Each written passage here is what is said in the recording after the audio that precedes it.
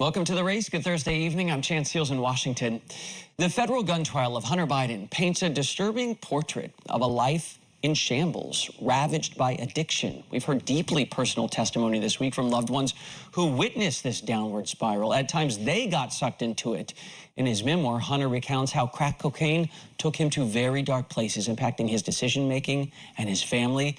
He is the only living son of President Joe Biden, and the gun purchase he made in 2018 is not only a legal issue, his personal life has become political fodder, a cudgel sometimes for many conservatives. And I want to bring in tonight guests from both sides of the aisle, Republican strategist Malik Abdul and Democratic strategist Rich Luchetti.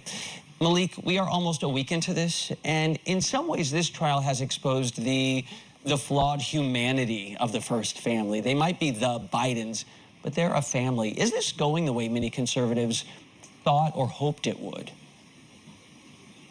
Well, I think what conservatives were concerned about is the extent to which Hunter Biden would be treated differently in the system. Remember, it was around this time last year when Hunter Biden was going into court. The intent was to actually plead to a much lesser charge. What happened is that a judge then asked whether or not he would be immune from further prosecution. And according to the Hunter Biden team, they had an understanding with the Department of Justice that he wouldn't be prosecuted for any other crimes. So conservatives, to the extent that they wanted anything out of this, was to get a fair trial, if you will, or a looking at the case when it comes to Hunter Biden. But dealing with addiction and all of those type of things, no conservative should have been happy to see any family go through something as serious as an addiction. And my father died as an addict. So no conservative should take things like this in a very mocking way at all. Right, yeah, I'm sorry about that. And how many Americans have lost someone? And even if they're not physically lost, you know, there is this separation. And, you know, I guess I'd ask you both this question. Addiction is painfully relatable, right? Most Americans have seen it up close, and it is not pretty. Rich and then Malik, is addiction in this way and what it leads you to, is that damaging politically? No, if anything, I think it allows people to relate more to the Biden family on a personal human level. 46 million Americans suffer from substance abuse disorder. It touches lives all across the country. Addiction knows no boundaries between race, between economic status, between geography. And I think that, yes, in this trial, we're seeing laid out in full the extent of Hunter Biden's addiction, what he went through. But I think it's important to remember that he really pulled himself out of the depths of that. Not every addict is able to do that. Lots of people suffer for years with this disease. And I think he is to be admired for the personal courage that he's shown in recovering from addiction, and also to continue to fight his fight to go forth with this trial and maintain his dignity throughout it is something that is really admirable. Malik?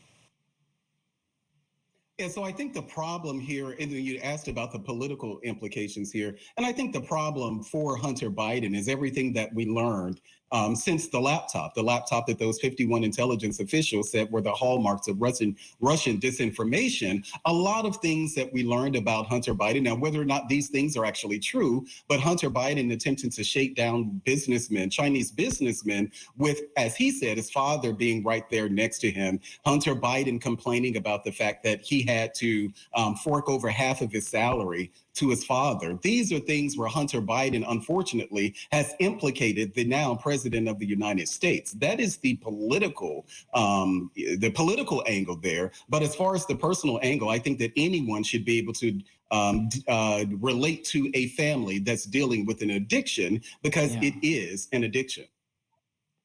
Which I think, to that point, Malik, a lot of Americans say, yeah, I mean, look at the business deals. Where do the millions come from? Was the president actually there? Who was the big guy? What have you? But what he's actually charged with is, in a separate case, taxes, and in this case, buying the gun while maybe on drugs. And, you know, we've seen in Congress some members hold up pictures of him, you know, with a prostitute naked and things like this, things that are, you know, pretty humiliating that don't have to do necessarily with a business deal with China. Rich, with that in mind, the prosecution itself, that it's existing, you know, is Biden kind of proving my DOJ is independent. I am letting them disembowel my own son. So a couple of points there. I think, first of all, this does lay bare the fallacy that we've heard from Republicans that former President Trump is somehow being targeted by President Biden. The president has made clear throughout his time in office he's not going to direct the Department of Justice what to do. The Department of Justice is independent and free to bring charges against whoever they see fit. And I think it's also important to remember in this case that this is a charge that is rarely, if ever, brought as a standalone charge in a criminal prosecution. Trey Gowdy, a former Republican congressman, was on TV just in the past week saying that he maybe saw this brought 10 times during his entire time as a federal prosecutor. And I know there's all the insinuation and innuendo that Republicans have put forth. You just alluded to Marjorie Taylor Greene, some of the other Republicans on Capitol Hill. But the fact is that none of that has led to criminal charges against Hunter Biden. He's being prosecuted this week for lying on a form to buy a gun. The prosecution is presenting their case right now. His defense team will have an opportunity to present their case, to present witnesses, to present evidence. And I think that all of us should respect that process, allow it to go to the jury, and as the president said today, respect the jury's verdict at the end. And today President Biden said he would not pardon his son. He could change his mind at a later date. We don't know, but he said he won't. So to that point, Malik, do you believe that Donald Trump, who you support, would he let his DOJ humiliate and prosecute Don Jr. In this way, even if it, dragged out every one of the family skeletons? Yeah, well, in this case, this isn't something that Joe Biden just did. This was something that the Department of Justice was forced into doing, which is why I think it's very important to understand the deal, at least according to Hunter Biden's attorney, but would Trump allow they it? had with whether or not Trump would allow it, I don't know, but this isn't something that Biden is just doing. The Department of Justice was actually forced into this. This wasn't something that they just sought out doing, because again, according to the Hunter Biden team, the understanding is that Hunter Biden was to plea to a lesser charge, and he wouldn't be charged for any other crime. So I honestly don't think that Joe Biden ultimately will stick with the decision. Okay. If Hunter Biden is sentenced to jail, I don't think that Joe Biden would not pardon his son. And I don't think that for any president, whether that's Donald Trump or Hillary Clinton or Barack Obama, anyone, I think that I would understand if they pardon their own child, even in the case here with Joe Biden and Hunter.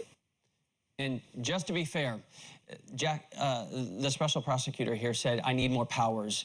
DOJ, under Joe Biden, gave him those extra powers that allowed him to get more information and pursue these with gusto. So that was under Joe Biden. Guys, I need a 10-second answer from both of you, or less if you're feeling generous tonight. Bottom line, are Americans actually watching this and caring about this? Malik? No. That's short. Very generous. Rich? No, I think on the list of issues, the economy, climate change, having an ethical government, the outcome of this trial is pretty far down the list for most Americans. I see. Not that it's not important, it's a legal proceeding, but maybe not as mountainous as a lot of us thought it was going to be once it actually arrived. Rich Luchetti, Malik Abdul, thank you both.